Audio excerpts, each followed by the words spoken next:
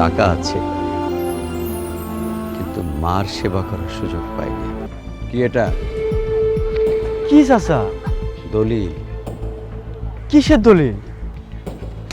দলিল হচ্ছে এই জমির দলিল। ধর,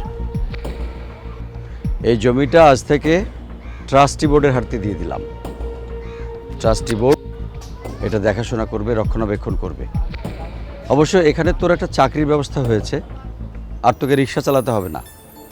এখানেই তোর মাকে নিয়ে থাকবি আর এটা দেখাশোনা করবি। কাল থেকে কন্ট্রাক্টর সাহেব এটার কাজ শুরু করে দেবে। ঠিক মতো দেখাশোনা করবি, হ্যাঁ?